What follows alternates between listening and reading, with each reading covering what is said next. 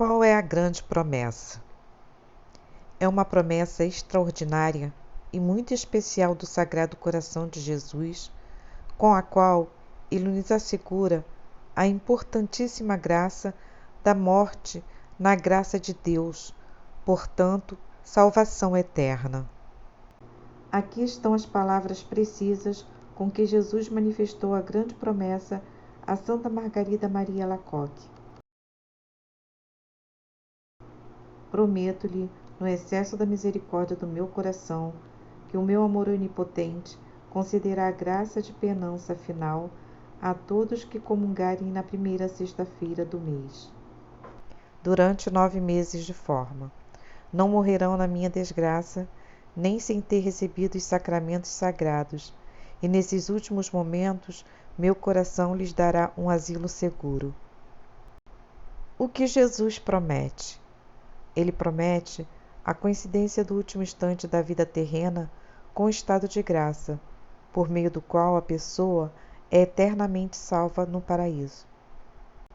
Jesus explica sua promessa com as palavras: eles não morrerão na minha desgraça, nem se terem recebido os santos sacramentos, e nesses últimos momentos o meu coração será um refúgio seguro para eles.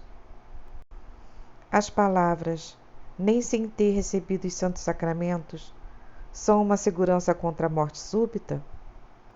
Ou seja, quem fez bem as primeiras 9 sexta-feiras não morrerá sem antes se confessar, tendo recebido o santo viático e a unção dos enfermos?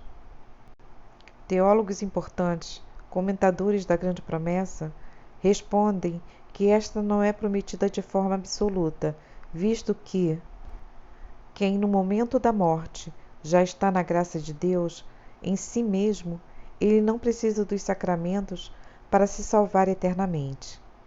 Aqueles que, por outro lado, nos últimos momentos da vida, se encontram na desgraça de Deus, ou seja, no pecado mortal, normalmente precisam pelo menos do sacramento da confissão para voltar à graça de Deus. Mas em caso de impossibilidade de confessar, ou em caso de morte súbita, antes que a alma se separe do corpo, Deus pode compensar a reparação dos sacramentos com graças e inspirações interiores que induzem o moribundo a fazer um ato de dor perfeita, a fim de obter o perdão dos pecados, para recuperar a graça santificadora e assim salvo eternamente. Isto é claro, no caso excepcional, quando o moribundo, por motivos fora de seu controle, não podia confessar. Por outro lado, o que o coração de Jesus promete de forma absoluta e sem restrições é que nenhum dos que se saírem bem nas 9 primeiras sexta-feiras morrerá em pecado mortal, concedendo-lhe os seguintes: se for justo, a perseverança final no estado de graça; se for pecador, o perdão de todos os pecados mortais por meio da confissão ou por meio de um ato perfeito de dor. Basta isso para que o paraíso esteja verdadeiramente segurado, porque, sem exceção, o seu amado coração servirá de refúgio seguro para todos nesses momentos extremos. Portanto, na hora da agonia, nos últimos momentos da vida terrena, dos quais depende a eternidade, todos os demônios do inferno também podem surgir e se libertar, mas não poderão prevalecer contra aqueles que fizeram bem as 9 primeiras sexta-feiras exigidas por Jesus, porque seu coração será um refúgio seguro para ele. Sua morte é na graça de Deus e sua salvação eterna serão um triunfo consolador do excesso de misericórdia infinita e da onipotência do amor de seu divino coração. A condição, quem faz a promessa tem o direito de colocar a condição que quiser. Pois bem, Jesus, ao fazer a sua grande promessa, contentou-se em colocar apenas esta condição: comungar nas primeiras sexta-feiras de 9 meses consecutivos. Para quem parece quase impossível que com um meio tão fácil seja possível obter uma graça tão extraordinária como a de alcançar a felicidade eterna do paraíso. Deve levar em conta que entre este meio fácil e tal graça extraordinária, infinita misericórdia e a onipotência de Deus, quem pode limitar a infinita bondade e misericórdia do Santíssimo Coração de Jesus e restringir a entrada no paraíso? Jesus é o Rei do céu e da terra. Por isso, cabe a ele estabelecer as condições para que os homens conquistem o seu reino, o paraíso. Como a condição estabelecida por Jesus deve ser cumprida para cumprir a grande promessa? Esta condição deve ser cumprida fielmente e, portanto, deve haver 9 comunhões, e quem não fez todas as 9 não tem direito à grande promessa. As comunhões devem ser feitas na primeira sexta-feira do mês e não em outro dia da semana. Nem mesmo o confessor pode mudar o dia, porque a Igreja não concedeu esta faculdade a ninguém. Nem mesmo o doente pode ser dispensado de obter essa condição. Por 9 meses consecutivos, sem interrupção. Quem, depois de ter feito 5, 6, 8 comunhões, a deixar por um mês, mesmo involuntariamente, ou porque foi impedido, ou porque se esqueceu, por isso não teria faltado, mas seria obrigado a recomeçar a prática, e já as comunhões feitas, embora sagradas e meritórias, não poderia ser contada em número. A prática das 9 primeiras sexta-feiras pode ser iniciada naquele período do ano que for mais confortável. É importante não interrompê-la.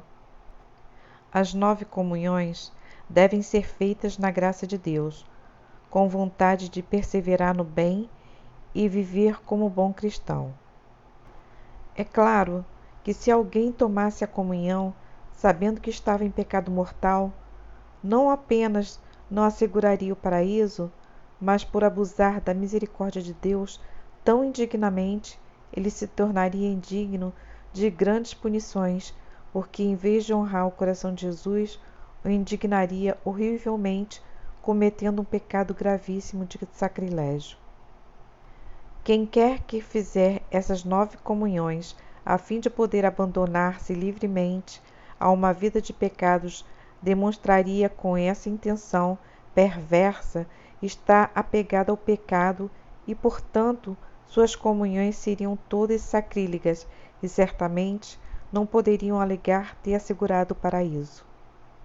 Quem, por outro lado, tinha começado as primeiras 9 sexta-feiras com boa disposição, mas depois, por fraqueza, veio a cair em grave pecado, desde que se arrependa de coração, recupere a graça santificadora com a confissão sacramental e prossiga sem interrupção as 9 comunhões, ele alcançará a grande promessa. Ao fazer as 9 comunhões, é necessário ter a intenção de fazê-las segundo as intenções do coração de Jesus para obter a sua grande promessa, ou seja, a salvação eterna. Isso é muito importante porque, sem essa intenção, feita pelo menos no início do exercício das primeiras sexta-feiras, não se poderia dizer que a prática piedosa foi bem cumprida. O que dizer daquele que, depois de ter se saído bem nas primeiras 9 sexta-feiras do mês, com o passar do tempo ficou mal e viveu mal? A resposta é muito reconfortante. Jesus, ao fazer a grande promessa, não excluiu nenhum dos que cumpriram bem as condições das primeiras 9 sextas-feiras.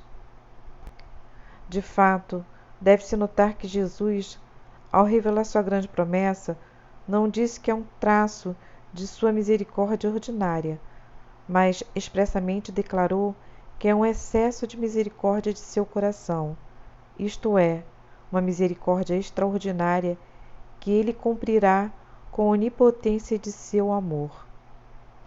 Ora, estas expressões enérgicas e solenes fazem-nos compreender com clareza e confirmam-nos na esperança certa de que seu amoroso coração concederá mesmo a estes pobres pedidos o dom inefável da salvação eterna. Que se para convertê-los também for necessário fazer extraordinários milagres de graça, ele realizará esse excesso de misericórdia de seu amor onipotente, dando-lhes a graça de se converter antes de morrer e conceder-lhes o perdão, os salvará. Portanto, quem se sair bem nas 9 primeiras sextas-feiras não morrerá em pecado, mas morrerá na graça de Deus e certamente será salvo. Essa prática piedosa nos garante a vitória sobre o nosso inimigo capital, o pecado. Não qualquer vitória, mas a vitória final e decisiva, aquela no leito de morte. Que graça sublime da infinita misericórdia de Deus! Essa prática das 9 primeiras sextas-feiras favorece a presunção, o pecado contra o Espírito Santo? A pergunta seria embaraçosa se não estivesse envolvida. Por um lado, a promessa incondicional de Jesus, que quis induzir-nos a depositar nele toda a nossa confiança, fazendo-se garante a nossa salvação pelos méritos do seu amoroso coração. E por outro lado, a autoridade da Igreja, que nos convida a aproveitar esse meio fácil para chegar à vida eterna. Portanto, não hesitamos em responder que não favorece de forma alguma a presunção das almas bem-intencionadas, mas reaviva sua esperança de chegar ao céu, apesar de suas misérias e fraquezas. As almas bem-intencionadas sabem muito bem que ninguém pode ser salvo sem a sua correspondência gratuita à graça de Deus, que nos impele com delicadeza e força a observar a lei divina, ou seja, fazer o bem e fugir do mal, como ensina o doutor da Igreja, Santo Agostinho. Quem te criou, sem ti não te salvará sem ti. Esta é precisamente a graça que pretende obter quem está prestes a fazer as 9 sextas-feiras com justa intenção. Esta é a coleção de todas as promessas feitas por Jesus a Santa Margarida Maria, em favor dos devotos do Sagrado Coração. Eu darei a eles todas as graças necessárias para o seu estado. Vou colocar paz em suas famílias. Vou consolá-los em todas as suas aflições. Serei seu porto seguro na vida e especialmente na morte. Derramarei as bênçãos mais abundantes sobre todas as suas façanhas. Os pecadores encontrarão em meu coração a fonte e o oceano infinito de misericórdia. As almas mornas se tornarão fervorosas. As almas fervorosas chegarão rapidamente a uma grande perfeição. Abençoarei as casas onde será exposta e homenageada a imagem do meu Sagrado Coração. Darei aos sacerdotes o dom de comover os corações mais duros. As pessoas que propagarem esta devoção terão seus nomes escritos em meu coração e ela nunca será cancelada. Eu prometo, com o excesso da misericórdia de meu coração, que meu amor todo-poderoso concederá a todos aqueles que receberem a comunhão na primeira sexta-feira do mês por 9 meses consecutivos a graça da penitência final. Não morrerão em minha desgraça, nem sem receber os sacramentos, e meu coração será o seu refúgio seguro nessa hora extrema. Canal Seguindo com Maria. Inscreva-se, curta e compartilhe o amor de Maria.